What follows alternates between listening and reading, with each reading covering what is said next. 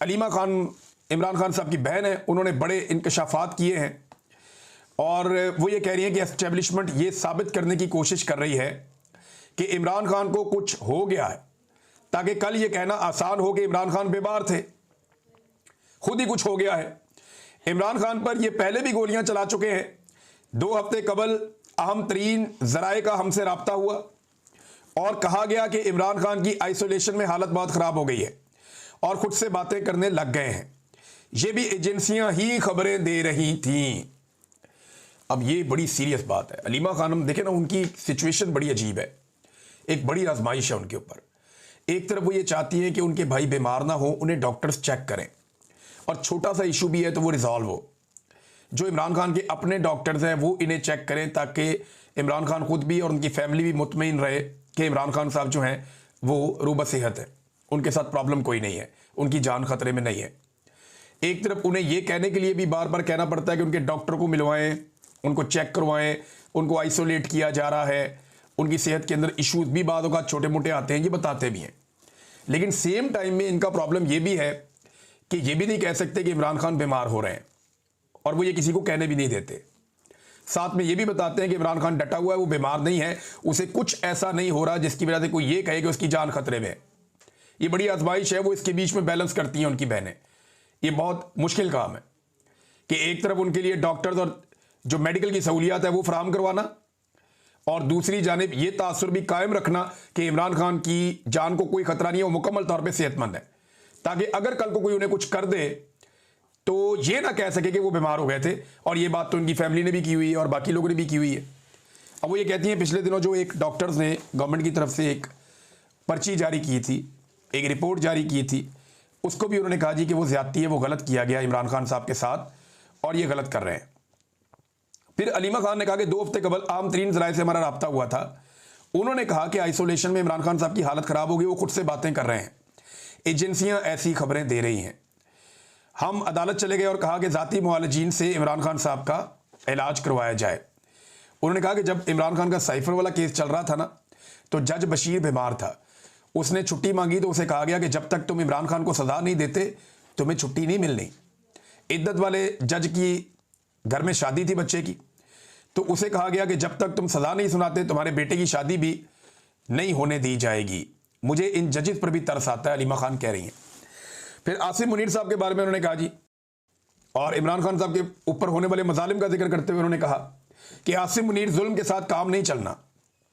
अगर आप सोचें कि 5 साल एक्सटेंशन लेकर आप मजीद जुल्म करेंगे तो अब ऐसा काम नहीं चलना। लोगों का मूड देखें, वो जुल्म के खिलाफ खड़े होंगे।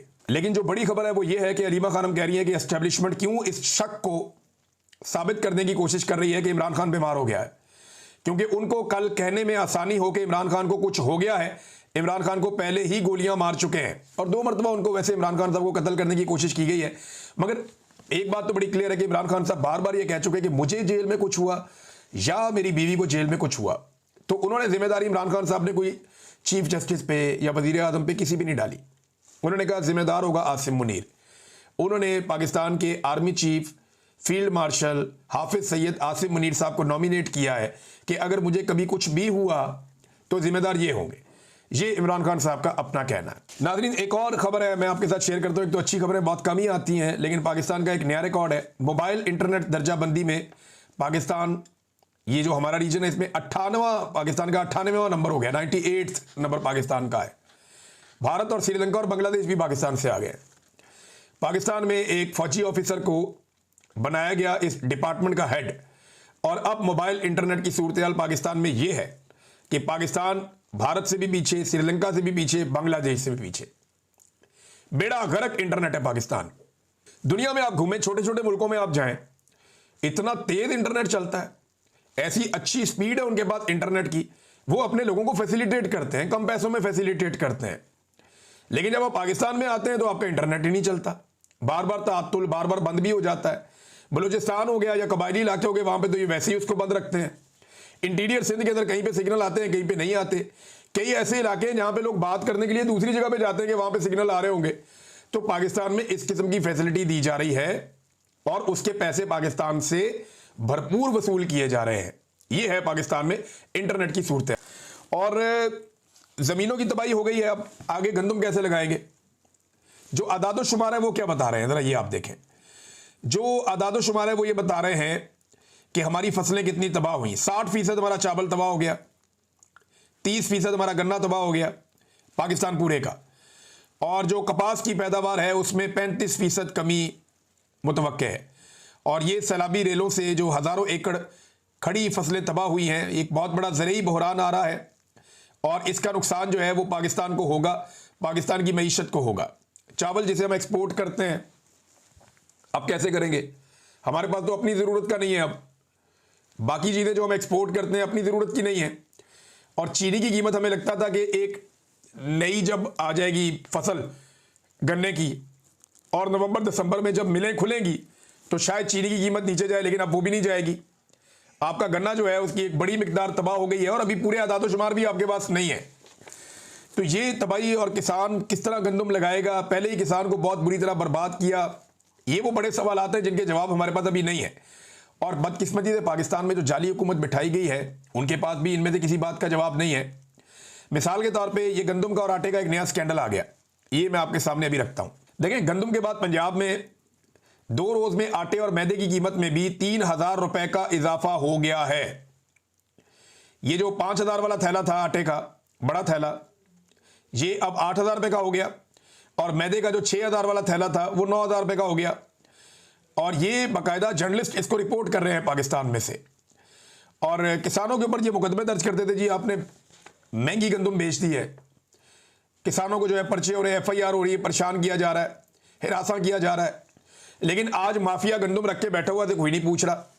दुनिया का वो कौन सा कारोबार है जहां पे पैसा दुगना हो जाता है 2 महीने में? तो ये पाकिस्तान की जो टिकटॉकर हुकूमत है पंजाब की, उन्होंने एक कारोबार मुतारिफ करवाया कि किसान को परेशान करो, उसकी गंदम ओने पोने खरीदो, और 2 महीने के अंदर उस गंदम की कीमत डबल करके जो सरमायादार है उसको फायदा पहुंचा दो। ये काम किया मरियम नवाज ने। और अब रोटी महंगी होने जा रही है तो ये कह रहे जी हम सब्सिडी देंगे। इसी सब्सिडी को मरियम नवाज हराम करार देती थी। वो ये कहती थी कि ये सब्सिडी नहीं देनी, इसमें करप्शन होती है, इसमें बेईमानी होती है, इसमें फ्रॉड होता है। तो किसान को सब्सिडी देने से इनकार किया, किसान को सस्ती खाद नहीं दी, किसान को सस्ती अद्वियात नहीं दी, किसान को सस्ती बिजली नहीं दी, किसान को कोई सहूलत नहीं दी। और अब वो सब्सिडी देना चाह रहे हैं जनाब उनको जो सरमायादार हैं कि जनाब सब्सिडी ले लें और ज़रा रोटी सस्ती रखें, क्योंकि मरियम नवाज की जिद है कि उसने रोटी सस्ती बेचनी है। भाई किसान को आपने मार दिया, जो पाकिस्तान की आबादी का एक बड़ा हिस्सा है, वो बेचारे के अपने दाने डूब गए, जो उसने बचा के रखे हुए थे वो भी डूब गए, उसका अपना घर भी डूब गया। और अब जब बाजार में वो उसी सरमायादार से, यानी जिस किसान ने जिस सरमायादार को अपनी गंदम 2000 में बेची है, वो उससे 4000 में खरीद के लाएगा वापस। अंदाजा करें आप, सिर्फ अपने इस्तेमाल के लिए। ये इन्होंने डकैती मारी किसान के ऊपर और किसान का बेड़ा गर्क कर दिया इन्होंने। अब धड़ाधड़ ऑफर दे रहे हैं, जनाब हम आपको सब्सिडी दे देते हैं, तो किसानों पर मुकदमे दर्ज करते रहे हैं और सरमायाकारों को ये सहूलत कारियाँ कर रहे हैं। यही इनका तरीक़ेकार है, ऐसे ही ये मुल्क को चलाते और ऐसे ही चलाते रहे हैं। और रेस्क्यू का इनका काम कैसा है? कोई रेस्क्यू वेस्क्यू नहीं कर रही है, ये सिर्फ और सिर्फ आवाम को चूना लगा रहे हैं।